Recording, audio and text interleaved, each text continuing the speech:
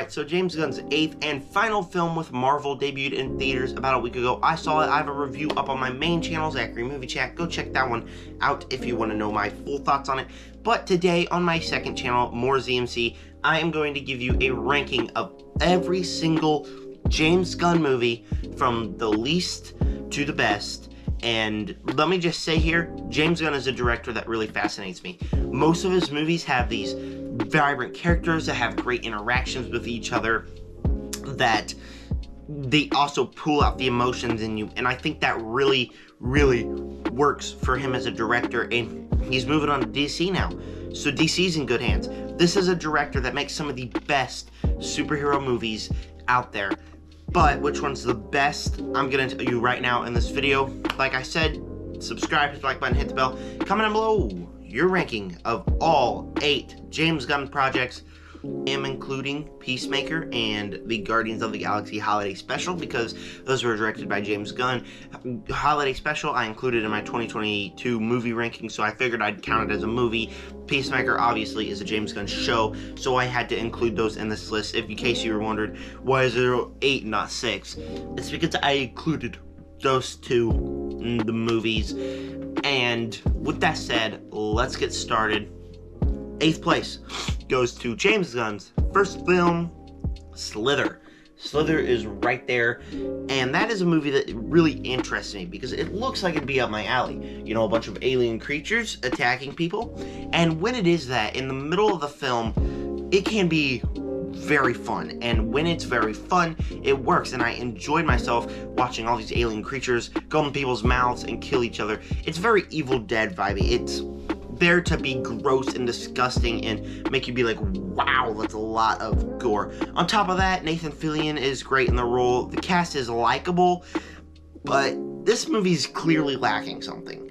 It's lacking James Gunn. It's directed by James Gunn, but instead of his usual chemistry between everybody, directing that with the right emotions, he trades that in for very big gore kind of stuff in this movie. And I can tell why. It could be because it's his first movie and he didn't know what to do, or because he wanted to do something different and that just didn't work out for him, so he switched. I don't know. But this movie is pretty bland. Like I said, in the middle act, I had fun with it when there's just aliens in there. Apart from that, it's mainly just a bland one of these movies. There are some cool scenes.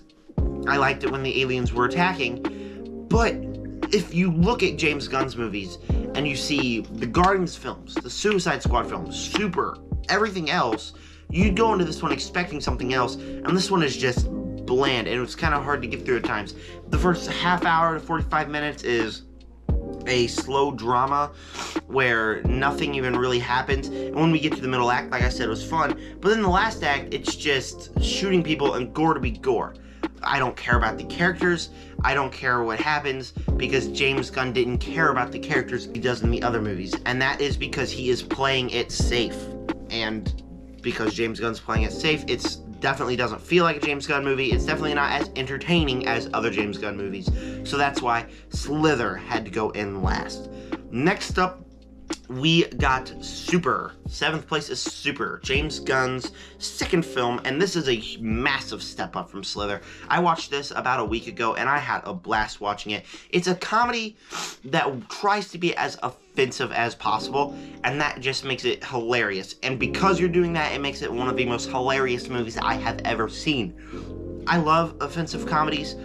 This one does that very well. On top of that, James Gunn completely forgets about Slither. He makes his characters likable, and they all had great interactions. Rainn Wilson and I forget her name, but she's in The Umbrella Academy, and Liv Tyler and Kevin Bacon. They all are great in this movie, and they all have great interactions with each other, and he cares about the character. And the end of the movie, he pulls out those emotions in you that feel kind of off-putting from how the movie was, but that makes it feel like a James Gunn movie, and that is how it works. It's an offensive comedy that's funny. It's got some offbeat comedy that makes it feel like The Office, and I love The Office. The cast is great. They all have great interactions with each other. Feels like a James Gunn film. I really, really, really did dig the vibe that it was here. It felt like an early 2000s action movie. On top of that, it actually kind of felt like X-Men First Class. It gave me that vibe where it's a superhero origin story that really works, and it gave me that vibe that really worked. James Gunn, this is his first film where he mastered a bunch of stuff that he can do. The problem with this one is, if you're doing an offensive comedy, I think it's hilarious, but you will have a bunch of problems, especially in this one. There's a scene here where, I'm not going to say the whole thing because I don't want to get copyrighted on YouTube, but, so, this teenage sidekick wants to do it, and he doesn't want to, and so she, well, I'm pretty sure you can get what I'm getting at. It's very odd. Imagine you flip the scene. That's already not okay. You flip the scene, and it happens in complete reversal. Okay, that is the weirdest thing I've ever seen. It's unnecessary. It was awkward. I felt so awkward during the scene. I had to skip it. There's just a bunch of stuff like that, really unnecessary in the movie, and James Gunn thought he would throw it in for, I don't know. I just didn't think it was necessary or added to the plot or worked at all. But overall, Super is a solid action movie, solid superhero movie, and for James Gunn, starts off his career in the, well, starts off his superhero movie career in a pretty good way.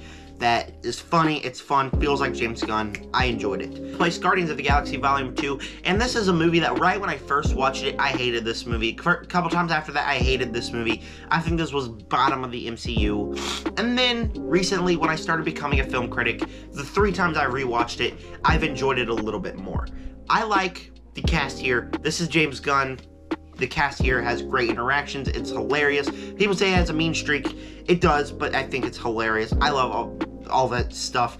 Rocket and Peter's chemistry in this movie is absolutely insane, and it's fun. And the premise about the Ravengers and them going on and attacking the Guardians and all that, that's emotional. It really works as a story arc. The thing is here, when we're not on the Ravager ship, when we're not there enjoying Rocket, Groot, and Yondu trying to escape there, we're on the planet where Peter's with his dad playing catch the whole movie. Fun, right? No, it is one of the most boring middle acts in an MCU movie. I sat back and I was like, okay, when are we gonna get on with this? Okay, when's the movie gonna get more entertaining? And every time I got back to the Ravengers part, I felt that the movie was entertaining. I felt that the movie worked. Aside from that, I definitely felt bored on the planet where his parents are. And the final act is a pretty great final act. I really like the action there. It's really fun. I really like the emotional death of Yondu. Again, it's just, they don't know what to do in the middle act. It's a bunch of people playing catch and sitting around doing nothing. And I felt bored when we were not on the Ravager ship, not on anything. And so it's like James Gunn had an idea for a plot, then he didn't know how to fully finish it and execute it. And for me, that felt like an odd movie. Again, I had fun watching it. I do like the cast chemistry. I do think that works. It just needed something to do in its middle act. Definitely didn't need to be as long as it was.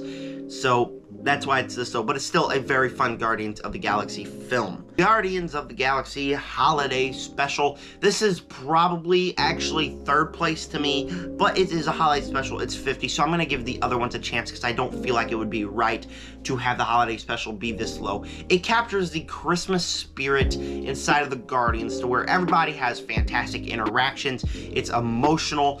It's heartfelt. It's a true Christmas classic and does exactly what a true Christmas classic should. I love the premise, Drax and Mantis going to Earth to try to get Kevin Bacon. That is hilarious, and it's hilarious in its execution.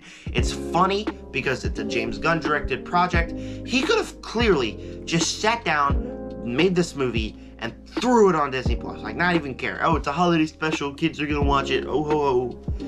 But he didn't. He cares about these characters, and so he made this movie, or this short film, to be exactly like the movies, captured the Christmas spirit, and he puts his all into everything he does. This just proves why James Gunn is a fantastic director. It's because he cares about all of the characters he does, cares about them, and cares about his audience, and makes something that could throw on Disney Plus that was the best Marvel thing we've seen in years. I love James Gunn. I like this movie a lot. It's a true Christmas classic. I'm gonna be watching it every single year. Fourth place, Guardians of the Galaxy Volume 3, and this is a movie that I do like. I really do. I went to the theaters to see it. I had a blast watching it, and that's it. It's the best Marvel movie. It's the best superhero movie that we've had in years. There are some issues with it. Overall, I do think Guardians of the Galaxy Holiday Special is better than this one, but because this is the final Guardians film and it's a holiday special, I'm just going to keep this one here. I think this one really works as a film. The cast chemistry here, always on point with it. I loved all the characters' interactions, and I thought they were hilarious. The premise here is interesting. It starts off paced a little bit different, but when it finally gets in the groove of it, the first act is really messy, but when it gets into the groove of things, I sat back and I was like, yeah, that is really fun. And it's what James Gunn does best, is make a story that you care about the characters and you have fun with it, and I really did like it. On top of that, the little things that happen in the movie, the little emotions that it can pull out of you are the big ones. It wasn't what happened in the end that got me. I did think that what happened in the end of the movie was a bit thrown out of nowhere and it didn't fully make sense in the context. It's what happens in the middle of the film, the little emotions, the intensity, the fact that you don't know who's gonna die or who's not gonna die, that intensity that anything could happen at the moment. On top of that, High Evolutionary is the best Guardians of the Galaxy villain. He's absolutely terrifying. You feel the stakes he does. The action in this movie is one of the best MCU action films because there's a hallway scene here, and that scene is just incredible and fun and energetic, and I love that scene so much. On top of that, this is just a fun Guardians film that can pull up the emotions and make you scared for the characters. I think it really, really, really worked in that context. There are a couple problems. Like I said, the first act was paced a bit messily, and I could have used more of a certain character that was kind of sidetracked. I felt every character had their time to shine. This character was a bit sidetracked, and I'm not going to say who because I'm not telling you spoilers in this one. If you want to know, I have a spoiler review on my channel, Zachary Movie Chat. And then the way the Guardians were left off, I felt like it was just kind of thrown out of nowhere.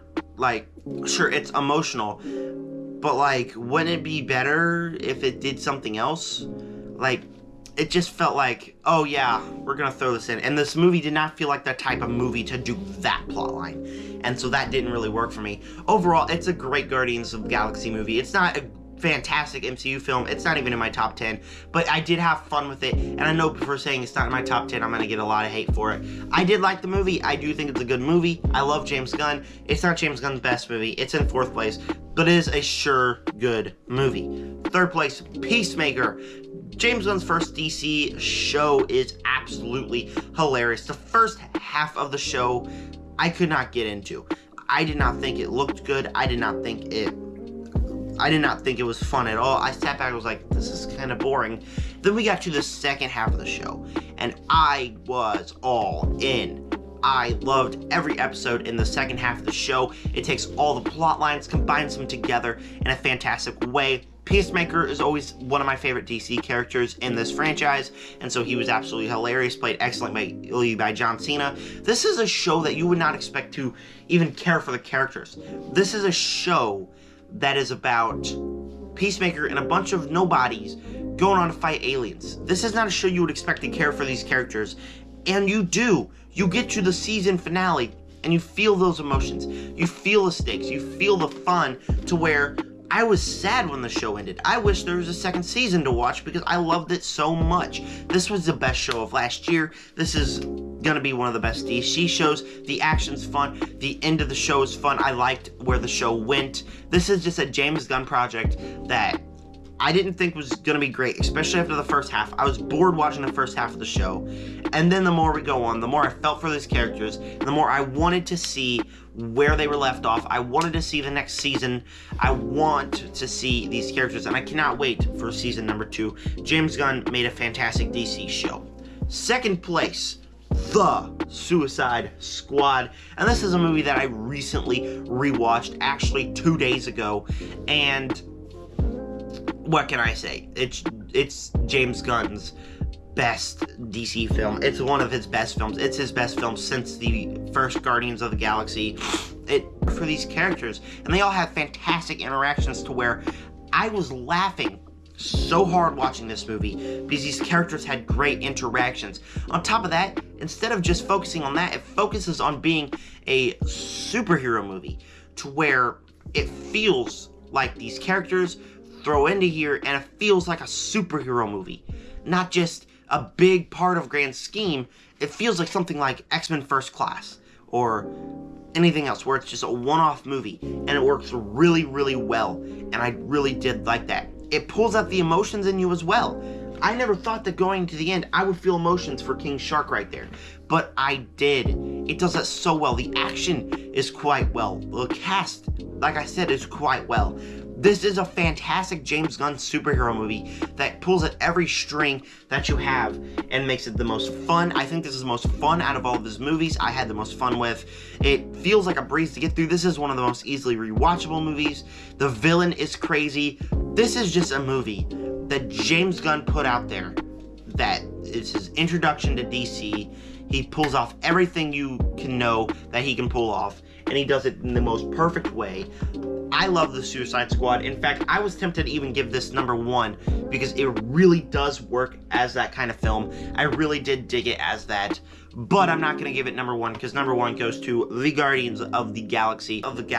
Is an absolutely fantastic film. I love this movie. For the longest time, I went to the theater to see it when I was a kid, and this was my favorite movie of all time until Homecoming came out. I do think Homecoming is a little better than Guardians of the Galaxy. I do love this movie, though. James Gunn takes these characters that nobody has ever heard of and makes them the most likable characters in the MCU. This movie came out when I was 7 or 8, and I have been with these people my whole life. This cast has been in my pretty much for the last 10 years of my life. And it really works. I really love the characters. I really love the premise. It's the most fun MCU movie. It has great cast, great chemistry, great emotions. It makes you feel sadness for a tree, for goodness sakes. This is one of the best MCU movies that does it the best. And James Gunn comes in here after making 2 movies that were okay they were good to okay. Then he comes in here and he makes one of the best MCU movies, proves what kind of a director he is. It's fantastic. I absolutely love this movie, and that is why it's #1. Make sure, like I said, to go to my first channel, watch my main review, and then I'm going to have next week a MCU trilogy ranking on that channel. Also, on this channel, I posted my haul a couple days ago. In a couple of days, I'll have some other videos up. But thank you guys for clicking on this video. I really appreciate it. Comment down below, what is your guys' ranking of the James Gunn films? And with that said, subscribe, join the Nerd Army. Peace out.